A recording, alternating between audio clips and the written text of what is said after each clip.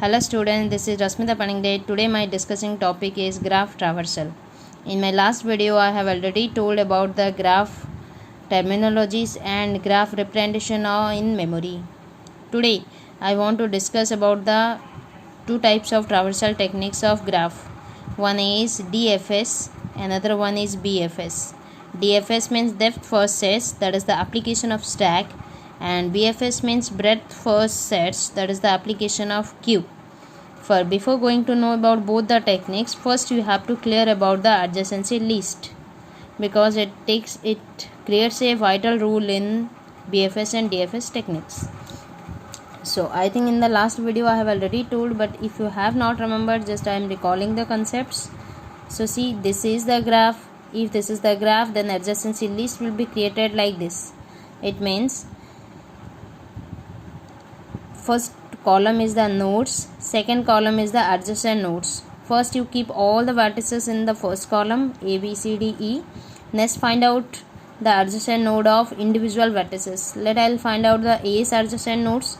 A's adjacent node is B, C, D. Why I am saying? Because see, A, B, it started from A, means initiated. A, C, initiated from A. A, D, initiated from A. So B, C, D are the adjacent nodes of A.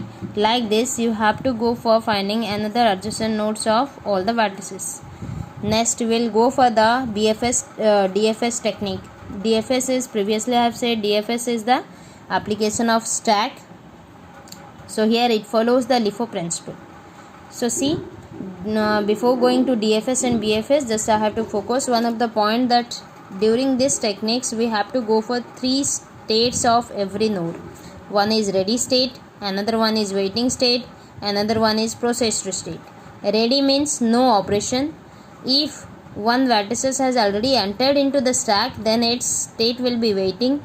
If one node popped from the stack, means its state will be processed. Like this, see, in the first step, maybe BFS, maybe DFS, the first step says that put all the vertices into the ready state. See, always I am writing ready, waiting, processed like this. It means it will show the status of every node. So first step says that keep all the vertices into the ready state, means no operations has been done up to now. Next, step 2 says that choose a particular vertices whose degree is 0. Or if such type of node is not available in the graph, then you can choose any of the node from the graph, and then you can start your traversing operation. So here, as in the graph, I can see here B, C, D, E. It may have 1 or 2 or 3 integers, but A is not having any integer. So my chosen node is A here. Then whenever I have chosen a node, just push into the stack. So whenever I will push into the stack, then automatically its state will be changed to waiting. Why? Previously I have said entered into stack means waiting, popped from stack means processed. So here I have pushed the A into the stack, so its state says that waiting. And then one node cannot be available at a time in different states. So if A is available in the waiting state, it must not be available again in ready state. So ready state elements are remaining elements except A. So B, C, D, E. See, you can see previously 5 was there, but now I have already put the A as a waiting state. So remaining is B, C, D, E in the stack, ready state. And then processor is empty. Then step 3 starts the loop. Loop means it is a repetition process. It will continue until the stack is empty. Within the loop, I have to continue 3 steps. One is your pop a value. Then second step says that find out the adjacent nodes. Then third step says that if any node is available in the ready state, then push into the stack. The same 3 steps repeatedly I will continue. See here, first stack contains one element, so first popped element is A. Then whenever it has been popped, its state will be changed to the processed. Next, find out its adjacent nodes. Adjacent node of A is, you can see your adjacency list. Adjacent nodes are B, C and D. So here B, C, D, and out of this adjacent nodes you find out who are available in the ready state. In the previous step, you can see all are available in the ready state. So all the nodes can be pushed into the stack.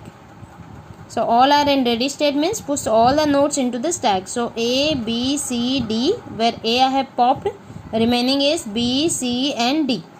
So if it is available in the stack, then their state will be changed to the waiting. So A state is processed, B, C, D is in the waiting. So remaining is only E, that is in the ready state. Now come to the fourth step. Fourth step says that again pop operation, because repeatedly you have to continue 3 steps as I have told already. That is pop, find out adjacent nodes, and then if they are available in the ready state, then push into the stack. Like this, step 4 says that pop a value from the stack. So previously I have entered B, C, D. So it follows the LIFO principle. So popped element is D. So processed elements are previously A. Now I have processed D. Now find out the adjacent nodes of D. D's adjacent node is, you can see your adjacency list. D's adjacent node is C and E. So here you write C and E and check what are the nodes available in the ready state. So C and E. C is already available in the stack. It means its state is waiting. So I can't enter into the stack again. So only E, who is in the ready state, just push it into the stack. So just I have entered here. Then as it has been entered, its state will be changed to the waiting. So what are the available in the stack? All will be in the waiting state. So waiting state elements are B, C and E. Processed state elements are A and D. So obviously there is no element in the ready state. Then come to the step 5. Step 5 says again the pop element. See, previously B, C, E was there. So now popped element will be E, because it follows the LIFO principle. So processed elements are previously A, D. Now processed element is E. Clear? Then find out the adjacent nodes of E. Go for the adjacency list and find out its adjacent node. Adjacent node is C. Then tell me whether C is in the ready state. No. Why? Because C is in the stack. It means it was in the waiting state. So as it is not in the ready state, I can't enter into the stack. So there will be no push operation. Clear?